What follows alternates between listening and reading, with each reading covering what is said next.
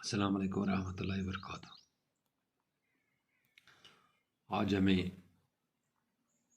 افسانہ درد کا مارا جس کے مصنف پشکر ناتھ ہیں، تو آج ہمیں یہ پیراگراف پڑھنا ہے۔ بہرحال رمزاجو نے اپنے بیٹے سمجھو کو اس ہنر کے تمام اسرار اور رموز سکھائے، اور سمجھو نے آگے چل کر اپنے باپ اور استاد کا نام روشن کیا۔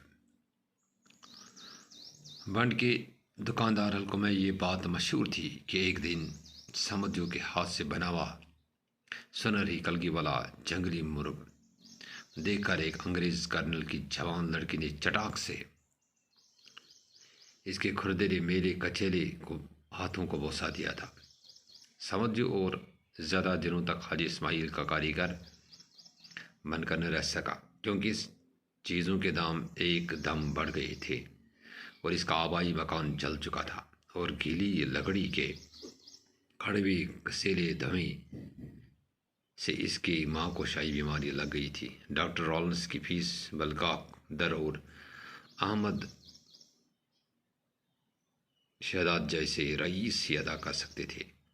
سمجھو مال بنا کر پہلے تو مختلف دکانداروں کو دیتا رہا، پھر گگری بلکہ ہاؤس بوٹوں میں رہنے والے انگریزوں کو بیچتا رہا، پھر ملک آزاد ہونے سے پہلے گارڈن صاحب نے بنڈ پر اپنی سگار اینڈ کینڈی نام دکان بڑھا کر ولایت واپس چلے جانے کی ٹھان لی۔ اتفاق سے یہ خالی دکان سمجھو کو مل گئی۔ 5-6 مہینوں کے بعد اس دکان پر بورڈ لگ گیا، سمر اینڈ سنز ٹیکسی ڈومسٹ، اور یہ بورڈ اتنا مشہور ہوا کہ ابھی تک ولایت سے آنے والے سیاح سری نگر میں اس بورڈ کو تلاش کرتے نظر آتے ہیں۔ تو اس اقتباس کی سلیس اس طرح ہے کہ یہ اقتباس پشکر ناتھ کے افسانے درد کا مارا سے لیا گیا۔ اس افسانے میں مصنف سمجھو کی صلاحیتوں کا ذکر کرتے ہوئے کہتے ہیں کہ رمضانجو نے اپنے بیٹے سمجھو کو اس کام کے تمام راز سکھائے، یا اس کام کے تمام ہنر سکھائے،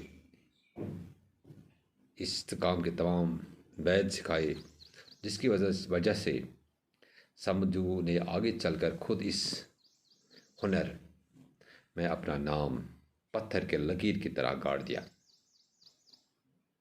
یہ وہ ہنر تھا، کیا ہنر تھا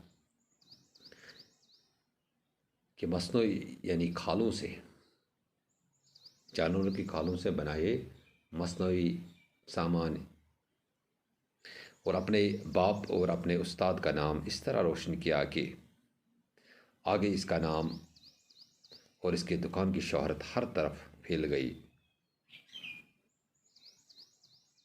کہا جاتا ہے کہ ایک دن ایک انگریز کرنل کی جوان لڑکی نے سمجھو کے ہاتھوں سے بنایا ہوا کلگی والا جنگلی مرغ دیکھ کر اس کے گندے اور میلے ہاتھوں پر چٹاک سے بوسا دیا۔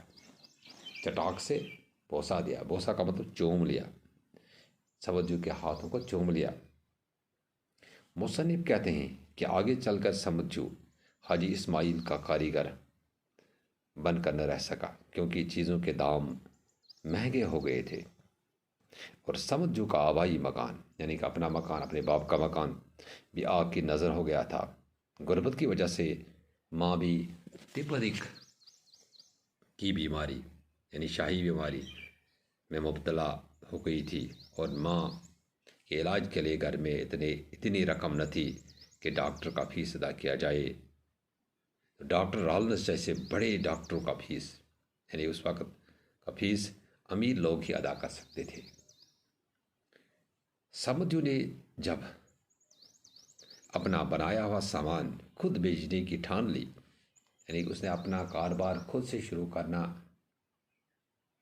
کی ٹھان لی، تو اس نے پہلے چھوٹے پیمانے پر دکانداروں اور ہاؤس بوٹ والوں کو اپنا یہ سامان بیچنا شروع کیا۔ پھر ملک آزاد ہونے کے بعد یعنی جب انگریز یہاں سے چلے گئے تو خوش قسمتی سے ان کو ایک انگریز کا دکان ملا، اور جس انگریز کا نام گارڈن صاحب کا دکان سگار اینڈ کینڈی کے بورڈ کے نام سے، یعنی اس انگریز کے دکان کا جو بورڈ تھا سگار اینڈ کینڈی، یعنی سگریٹ وغیرہ بیچتا تھا یہ انگریز، اس کے نام سے ملا۔